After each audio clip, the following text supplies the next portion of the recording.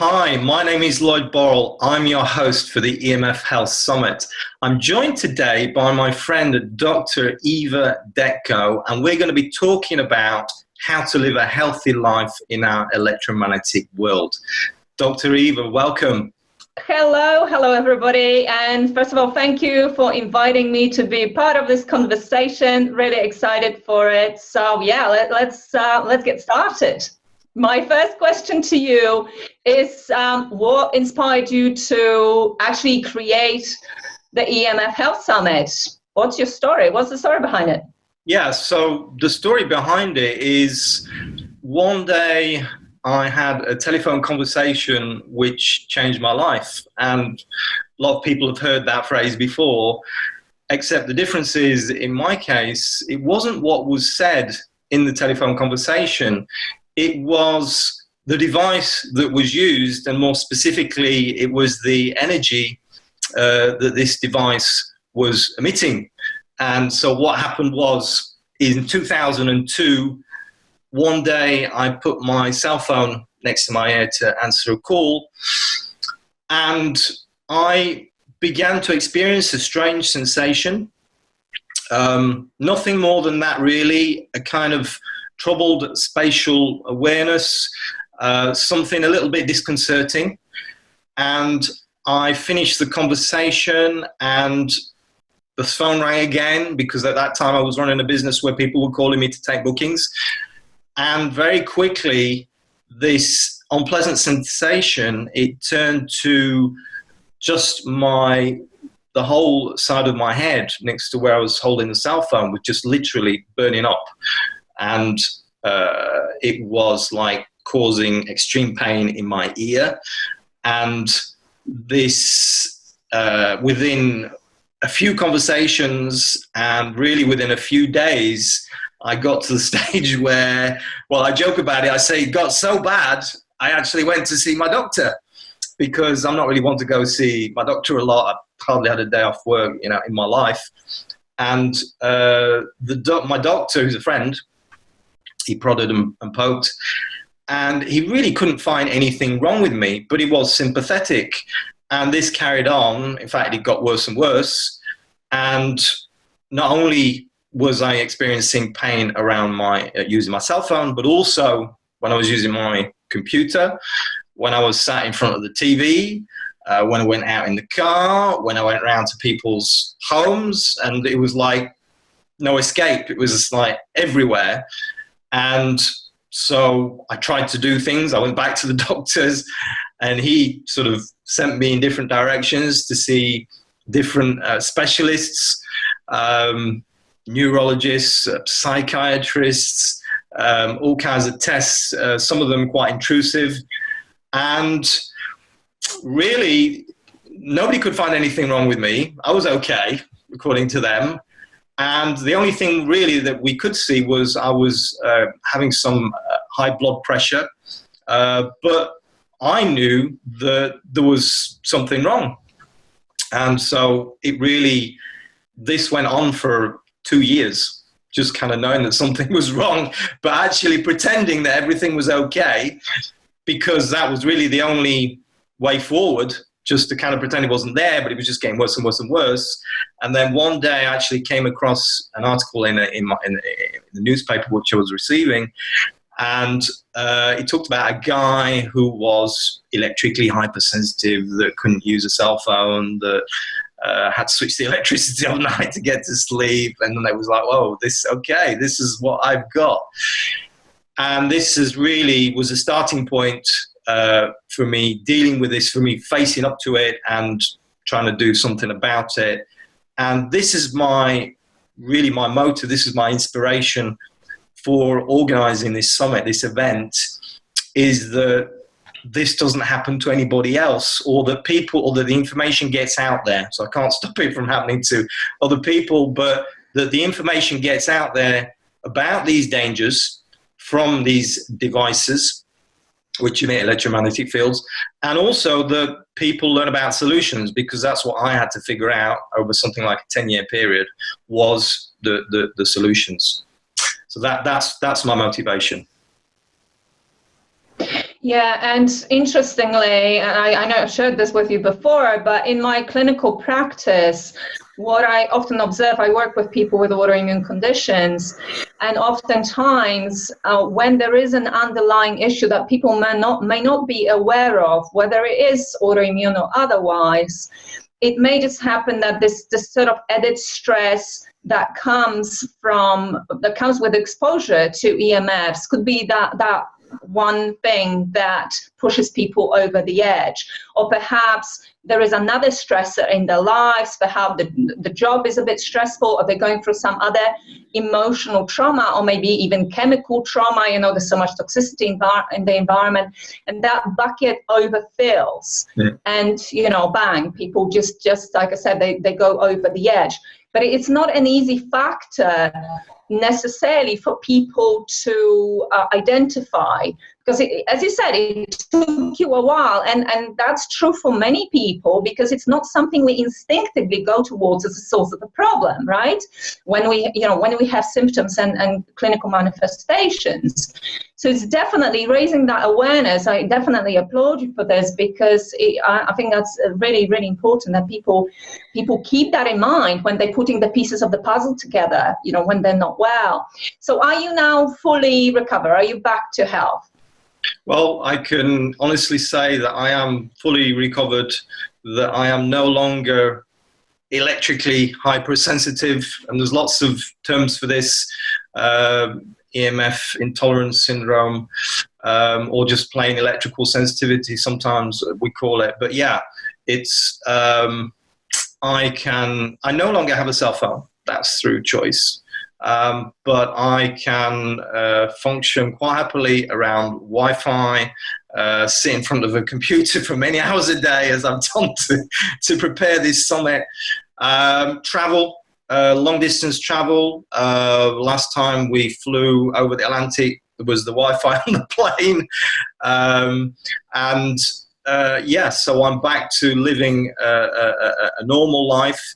And it's not to say that I don't feel these EMFs still, because I do sometimes, but what it is to say is I no longer have these debilitating symptoms, okay, the symptoms which just completely knock me out. And, so there was the immediate symptoms, there was this burning sensation, but then there was these other symptoms afterwards which came over time, which was just pains all over my body, digestive symptoms, and this massive fatigue. It's just no energy to do anything, because I've always been a sort of, get up and go kind of person, and like to do things and have projects and do stuff, and I just had no energy for anything. So yeah, I'm fully recovered, and I know other people that are fully recovered. I've interviewed quite a few of them. It's not like there's millions of it out there. I'm not going to say there are, but there are people that are fully recovered. So I want to get that message out that it is possible. And I'm talking about, for instance, Marine Richard in France, Lucy Sanford in the US, Elizabeth Maxim, who's an author, and also Dr. Elizabeth Evans in the UK. So it is possible, and certainly I'm going to go into that in a little bit, to explain what exactly we can do. For those that are looking for solutions, generally this is what the summit's about, generally in a general set, and also for people that are electrically hypersensitive. Yeah, sure. And so we are throwing this term around, EMFs, so perhaps this is a good place to start explaining what EMFs are. Absolutely, yeah. And so what I've got here is a slide I'd like to share. This is a good way of understanding what these things, which we call EMFs, which are electromagnetic fields. Some people call them electromagnetic radiation.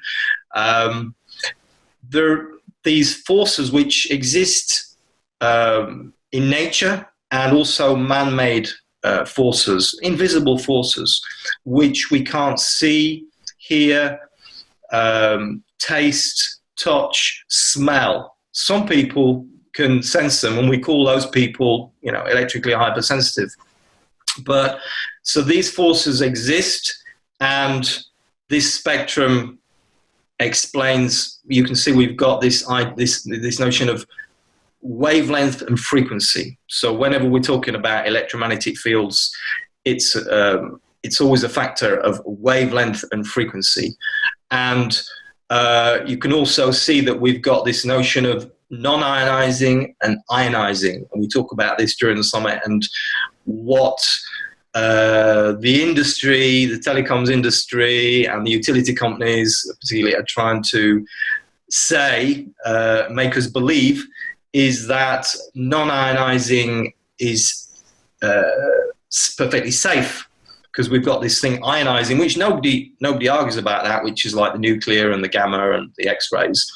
Nobody argues that that's dangerous, but the industry is trying to make us believe that there's some magic cutoff point where all of a sudden all these frequencies, these man-made frequencies, are perfectly safe. And that is not the case. And this is really at the crux of what we're talking about here with these EMFs.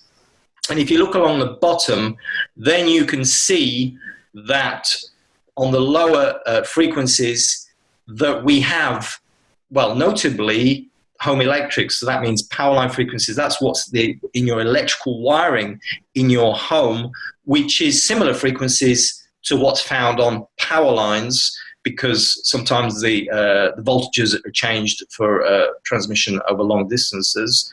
And then we've got these other frequencies in between AM radio, TV, moving up to cell phones, cell towers, and microwave ovens, which is about, microwave ovens are working at like 2.4 gigahertz. So that means billions of cycles a second. So if you're looking down at the bottom here, then we're looking at the home electrics. Depends where you live, but typically 60 hertz, 60 cycles a second, 60 hertz. So 60 back and forth in a second, which is, and the thing is, this is rather difficult to comprehend, because that's a lot, 60 cycles a second. So when you get up in the gigahertz frequencies, which cell phones are using, 1 to 2 gigahertz, depends where you live, depends what part of the world you live, and depends what technologies you're using.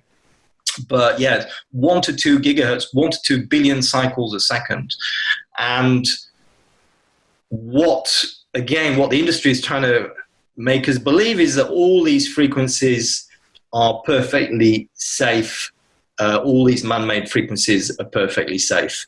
And this is the controversy, really, is all about that question. And that is the nature of the beast.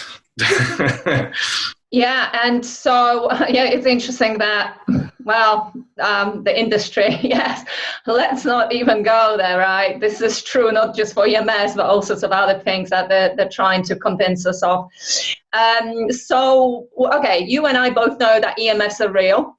I've seen the effects on people. Obviously, I work with people with chronic illness, so automatically those people potentially are more susceptible to the effects. But there still could be people out there saying, well, I don't know, maybe it is, maybe it isn't. So if they ask you, how can you be so sure that EMFs are dangerous, what have you got to say to them?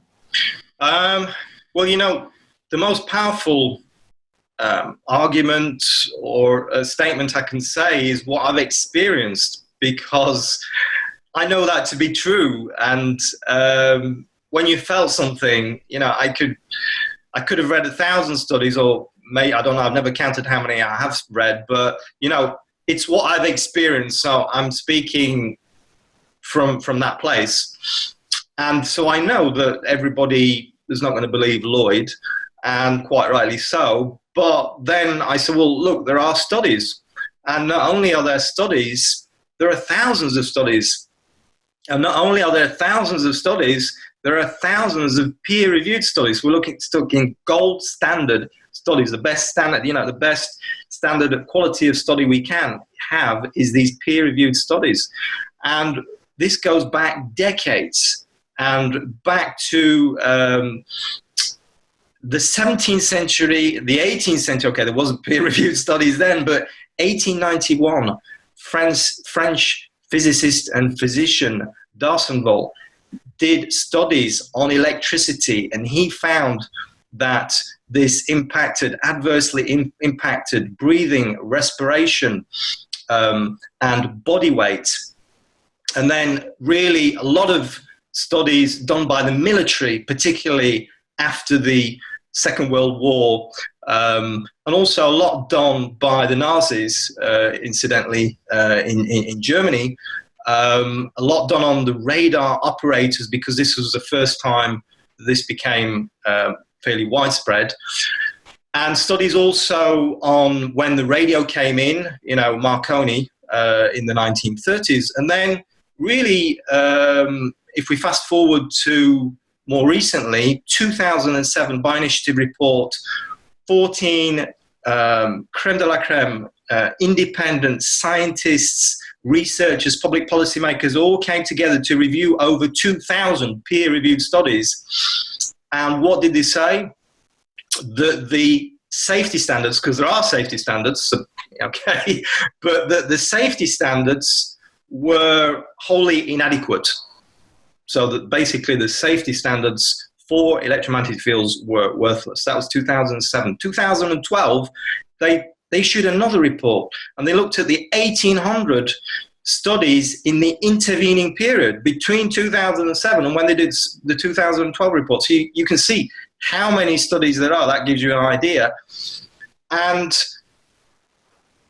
these studies, we're talking peer-reviewed studies, and it's like every day we have studies coming out, practically every day on this subject. That's how many studies there are. And if you fast forward to today, or this year, or more recently, we've got the National Toxicology Program in the US, $25 million federal study, first publication in 2016.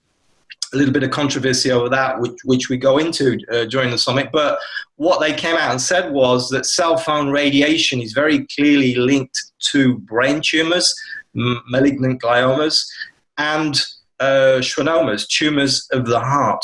Very clear evidence of this. So the studies are there. The links to the disease are there, because that's, people say, well, okay, the studies, but what does that mean? Well, the links to the disease are very clear. We're talking cancer. Obviously, that is like the concern of today. Who doesn't know somebody who's been affected by cancer? But cardiovascular disease, Alzheimer's, Parkinson's. Very clear study on the Alzheimer's by Professor Ole Johansson, who's also on the summit. Autism, obesity, diabetes, infertility, the list goes on. And there is, honestly,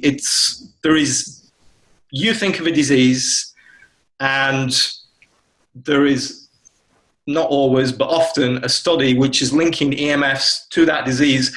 And if there isn't, it's just because it's not been done yet. Okay. So it is really very clear when you start to look at the studies. And just a few other points is, what people don't get is that EMFs affect everyone. So you might think, well, okay, I can't feel it, so I'm okay. That's not what the studies are saying. Second point is the effects are cumulative. So it builds over time. So another reason to, get on board and do something about this now, not wait until your health, is impacted and you can feel these symptoms. And the third thing is that, again, we're being told that it's these man-made devices, the cell phones and so on, it's all too low level. There's not enough power to, affect our health and our bodies. But it's not about the power. And there are studies indicating that these low-level constant exposures may be worse than powerful exposures. So there's a lot of evidence in there, out there, and the dangers are very clear. to your point, I think pretty much most people are aware these days we are electromagnetic beings. So instinctively, how could this not affect us, right? But then you're talking about the studies that imply causation. And in case of some diseases, you can already see that.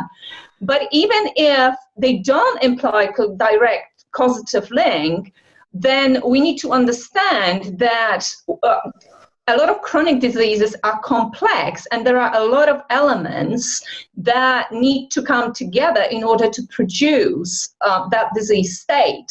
And EMFs are one of the sort of major contributing factors, in fact, to it. So even if your disease state may have not been caused by EMFs alone, then you need to consider that this is contributing to your disease state in one way or another.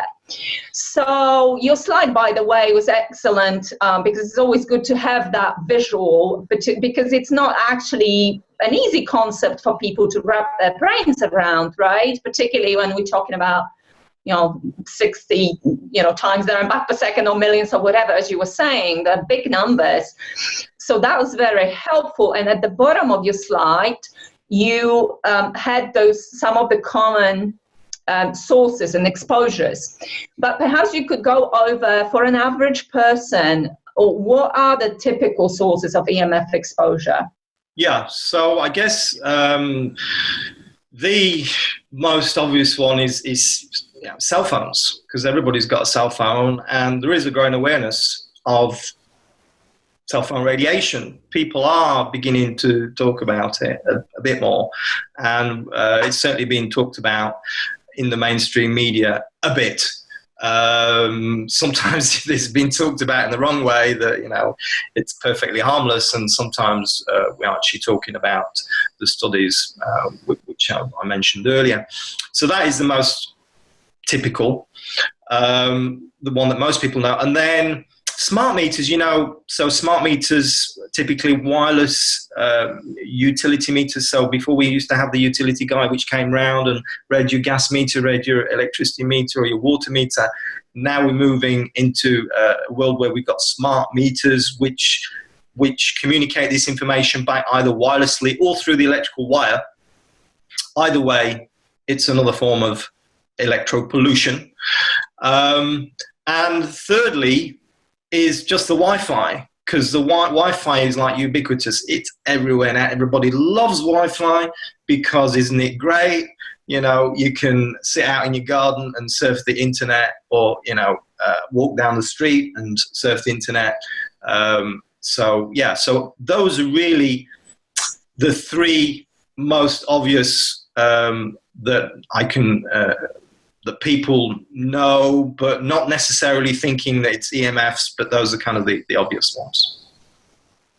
Yeah, that's interesting. I mean, I'm a little bit like you. I mean, I still have my mobile phone, but I always keep it as far this other side of the house. It's never close to me. My family are always moaning that they can never get hold of me, but I just refuse to be glued to my phone. I just refuse to do it. It's just not worth taking that risk. And so, as for the smart meters, I don't know whether you're aware of this, but currently in the UK, there's this conversation around the scheme that they've rolled out nationwide that was supposed to save people money. And now they're saying it's actually not doing what they said it would in terms of economy. But nobody's even mentioned what that's actually doing to human health. All they're focusing on is now they've rolled it out, and it turns out it's not actually going to save people money after all. But what's interesting is that not a single person in all of those reports and all those conversations actually said, right, so we now have no economical advantage, and on top of that, we're doing a lot of damage to human health. So that's interesting. It's not as mainstream as it should be, that information. Yes. So what about maybe some less obvious sources that people may not sort of immediately think about? Yes. Well, just smart devices generally, because, again, we're moving into this smart world. And so we've got the smart meter, and what connects to smart meters, pretty much everything else you can imagine that is electrical, unfortunately. And what I mean by that is that if you go in your kitchen and look at any device, then now, already perhaps, or in a very short time, all those devices will have the capability of communicating amongst themselves and with the smart meter, which is pretty scary, because this makes the kitchen an absolute hotbed for electromagnetic fields, a complete no-go area for some people. But it's not just the kitchen, it's all over the house, and literally it's even articles of clothing. It's really anything. I mean, diapers apparently are now getting this, equipped with this. Pets. Not even appliances, but things you buy for kids and pets, and just everything you can imagine. It's going smart, which is not smart. Okay, so it's a very clever bit of marketing calling it smart, but it's not smart. Second thing is your electrical wiring. I mean, who could imagine that your electrical wiring could actually be dangerous in any way? Because it's in the wires, right? The electric's in the wires. So how can that be dangerous? Well, the electric in the wire doesn't stay in the wire. It permeates out into your room. And because we've got all these modern devices, which are smart, which are energy saving, we've got just a myriad of frequencies which are piggybacking on top of this 60 hertz frequency, which shouldn't be there. Okay, that's all it should be. If you're in the US, 60 hertz. If you're in the UK, for instance, or other parts of Europe, it's typically 50 hertz, 50 cycles a second. But that's not what's on there. That's not only what's on there. Okay, so instead of having this nice, clean sine wave, we've got all these other frequencies on there, which we call dirty electricity. And so we've got these four categories of electromagnetic fields: electric fields, magnetic fields, and dirty electricity.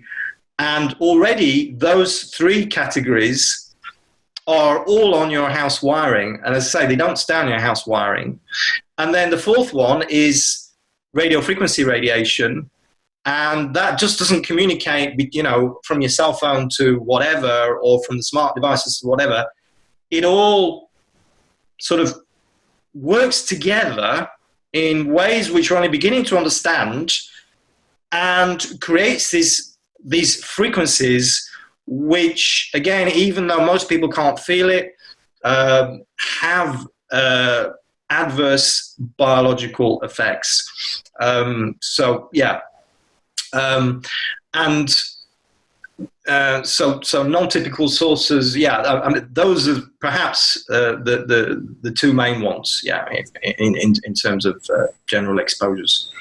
Yeah, and in the end, and this is important for people to know, but in the end, I know that your objective is very, very far from actually just wanting to scare people, and certainly this would never be mine. So we will now move perhaps to the empowerment stage of this conversation, and perhaps you can share some simple solutions that literally there are things that people can do straight away to reduce their exposure. And then of course there will be more advanced strategies also.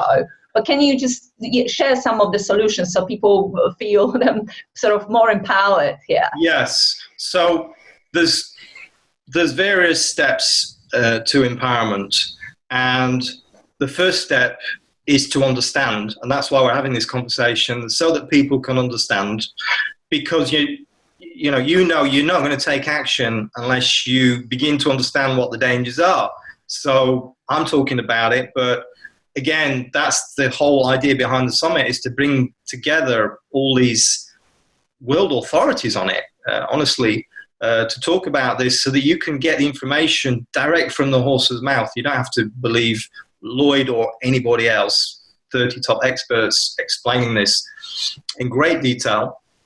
And once you've understood, then you want to take action. And what action do you want to take? Well, you actually want to measure these exposures. So there are lots of things you can do without doing that. But what I'm saying is, and there are tips which are given. I don't really want to go into those particularly, but I want to give you this overview, and that is, firstly, understand, secondly, to measure, and thirdly, to mitigate. So when I say measure, what I mean is there are some really rather inexpensive devices out there called EMF meters, electromagnetic field meters, which can actually measure these frequencies.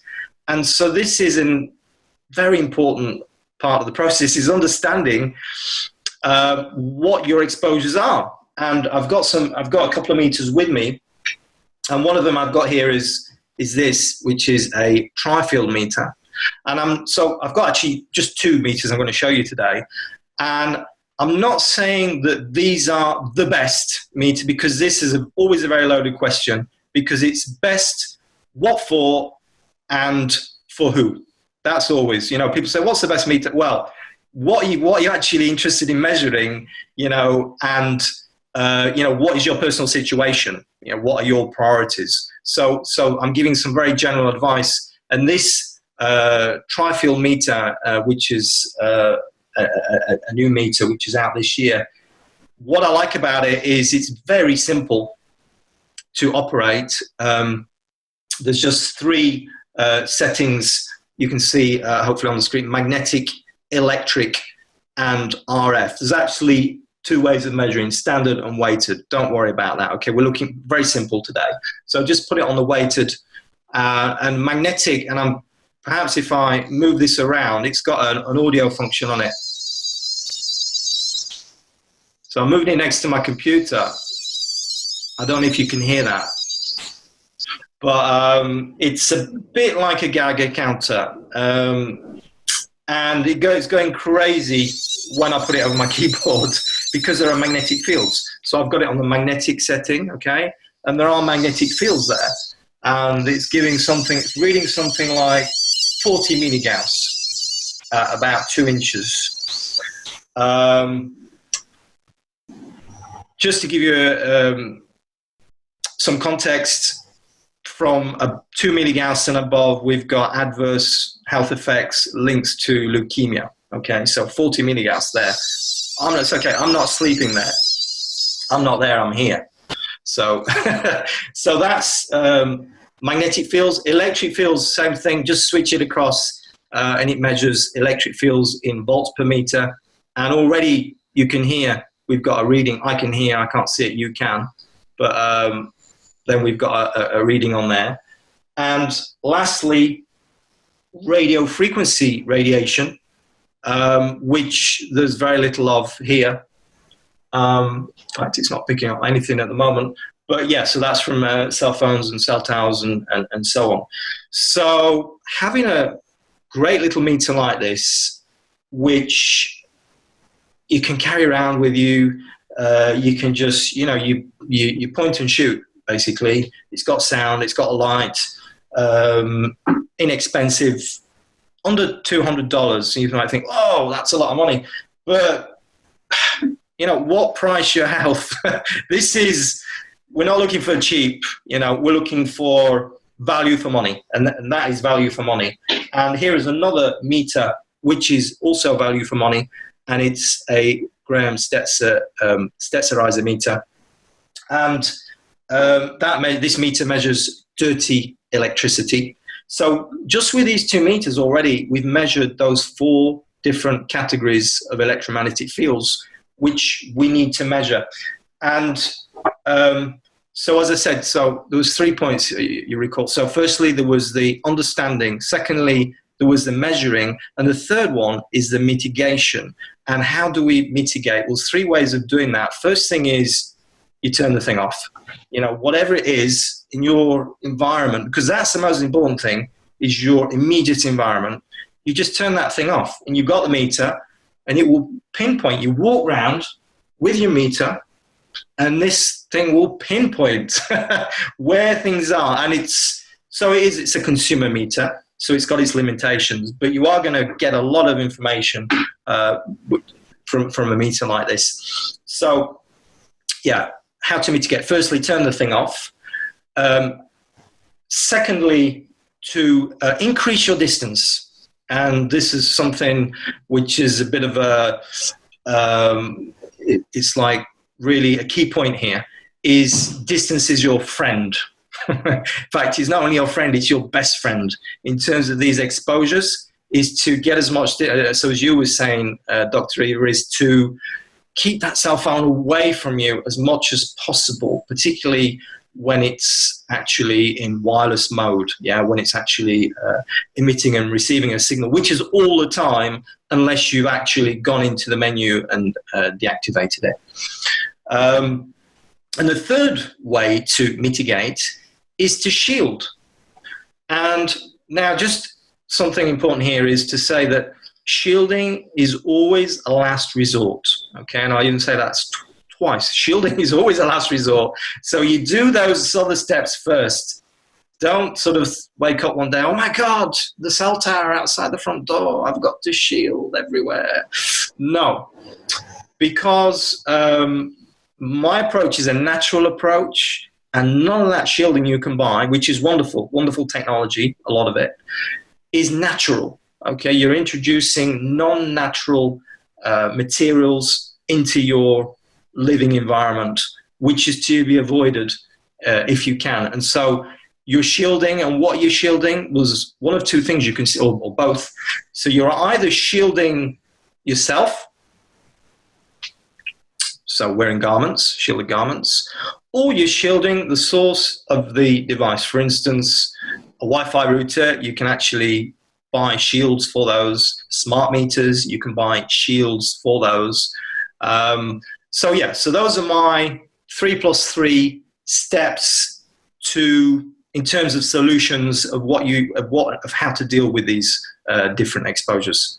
Brilliant, excellent. And you know what? Yeah, I agree with you. It's worth the investment. But say, whilst people are sourcing their meters, perhaps, even if in this sort of short term, if they feel that this may be actually affecting them, what about just, making sure that where you spend the most time in the house is as EMF free as possible? So, i.e. your bedroom in the first instance, of course. You don't want to really, I know people who still do this. People still sleep with the phones next to their head on their little bedside cabinet. And that's just, that at least, that is something that you can just get rid of straight away. Get an old-fashioned alarm clock, right? Because that's the thing. That's where you spend the most of your time. So that's where you're going to create the most of your problem. Absolutely. And when you begin to understand the dangers, then a lot of it is common sense. It really is. But I say go beyond that. And that is why I wanted to put that out there today, is even if you don't do it today, but that's what you're aiming for, is that really everybody has an EMF meter. It's as important piece of equipment in your home as having that screwdriver, or having that spanner or wrench, as we call it in the US. So this is basic equipment. Honestly, it is really, everybody should have this, because we're in a wireless world, and the only way really to know what's going on is for you to measure it. You don't need, you can bring somebody in if you want to go the next step, but you can do this. It is not rocket science. Great. And that's reassuring for people to know that they don't have to spend thousands and thousands on building specialists and stuff like that. So what are your actual top tips on overcoming electrical sensitivity? Yeah, so this is really what I've just mentioned, what I've just talked about there, but it's taking it to another level, firstly. Okay, so it's doing all of that, what I call direct EMF protection, but it needs to be very rigorous. You need to do all that, but you need to have the right meters, perhaps not exactly you need to really look into what meters you need, because if you're electrically hypersensitive, you need the best meter you can buy. Really, you need just the best meters. Without spending thousands either, you can get some very good meters now, which give you some very accurate information, about your environment. And so there is that aspect, and then there is what I call the indirect EMF protection. It's not very imaginative, but let's just say everything else. So what I mean by this is it's a holistic approach to health, but it puts EMFs at the center of all that. And why does it put EMFs at the center? Well, because whether you like it or not, if you're electrically hypersensitive, the EMFs are at the center of your world, yeah? And these, we're in a wireless world, so we need to really focus on this issue. So it's centered on this question of these EMF exposures and what to do about them. But here's the irony, right, is that people who get sick, almost people out there have no notion whatsoever about the dangers of EMFs. And then on the other side, and they're going to see all these different doctors and specialists and so on. And never, is the question of EMFs brought into the equation because, well, for a whole load of reasons, but many doctors unfortunately know nothing about this. And then on the other side, we've got people that are hypersensitive, and that is all they think about is these EMFs and what they can do to reduce them and deal with them and shield and reduce this to, micro amounts. And for those people, then we need to look outside the box, and we need to really, we need to have this holistic, all-inclusive approach, looking at our health on all these different levels.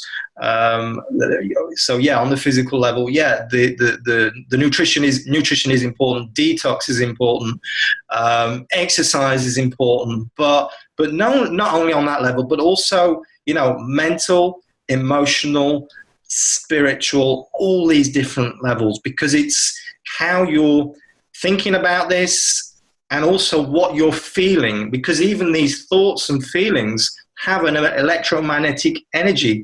And indeed, everything you can look at through this lens, because everything is energy and energy is everything. So even when you're talking about food, it's everything has a vibration. You, me, everything, this table, everything. And we are subtle energy beings. And so these vibrations are actually impacting us to a lesser or greater degree. And what I would say is to people that, are struggling again with this question of EHS, what I would say is there are people who've overcome it, and that's where you need to be looking, to learn from them.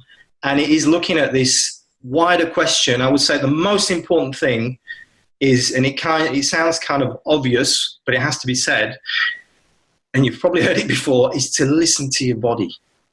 And maybe at the beginning, you can't do this yourself. Maybe you need a coach, counselor, doctor, functional medicine doctor, for instance, somebody who's got a deep understanding, who can help you, who can hold your hand. And maybe you do like I did, is you figure this out yourself, maybe through books and internet and studies and so on. But you need to listen to your body. You need some way of tapping into this feedback loop, because this is the best information you can get, is what your body is giving you. So if you go to see the functional medicine doctor and he's giving you doing all these tests and everything, he's just giving you back feedback for you to work on. So it's all about you, and it's all about you being in your power ultimately. And this is all about empowerment, actually, dealing with this as dealing with, any challenge. And, the bigger the challenge, the bigger opportunity for growth. And that's one of the things I learned, is that actually this has been the biggest opportunity for me personally for growth, is overcoming this challenge. So that's what I encourage you to do. And, don't get downtrodden by this. Yeah, I'm completely echoing of you what you're saying. I think people do tend to fall into those two extreme camps, and in the end, you're right. And I encourage people to do exactly the same: is to take responsibility for your own healing and to have a balanced approach. Because as a physiologist, I can tell you this: if you have foods that you reactive to, perhaps that you're eating, you may not even know. If you have emotional toxicity, emotional stress in your life, if you have co-infections, parasites, various things like that, if you have toxins in your body, heavy metals and various other things, glyphosate, plastics, whatever else that accumulates in the tissues, and if you have messed up microbiome, dysbiotic gut, leaky gut, all of those things will make the system more susceptible to negative effects of EMFs. So what we need to be looking at, as Lloyd said exactly that, we need to have a more balanced, more holistic approach, and we need to create a strong organism. And if you tick all of those boxes and you make yourself stronger, both physically, mentally, emotionally, then you'll be stronger energetically. And of course, that means that you will be far better equipped to have, you will have better tolerance for those things that we are bombarded with. You will never completely eliminate them out of your life. So that, I just wanted to echo what you said and just add that from myself. So a great conversation. You've shared fantastic, super valuable content, and as you always do, my friend. So I just wanted to ask if you have any sort of final closing words. Well, my closing words are to say, well, again, don't believe what Lloyd said. The information is there now on the summit for you to really just go, and it's all free, and just to go to and watch these presentations. Over 30 experts looking at every conceivable angle of this EMF question. It's the first time, to my knowledge, that this has been done, and share this information also because, if you've got somebody near and dear who's struggling, with health problems, then perhaps this can be, the game changer for them. So yeah, that's it. You go and share and use and, enjoy this information, and I'm sure you won't be disappointed. Fantastic. Well, I had a great time talking to you as ever. So I am positive that everybody else watching got a lot out of this. So, well, thank you. Thank you very much for sharing.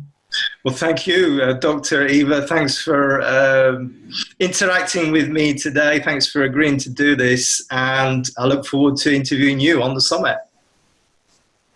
Yeah, I'm looking forward to it. I'm looking forward to sharing this event with my own audience, because I think it's just wonderful what you're doing. It's great information. Everybody needs to know about it. So I will be spreading the word for sure. Thank you. Thank you so much. Have a great day. Thank you. Bye-bye.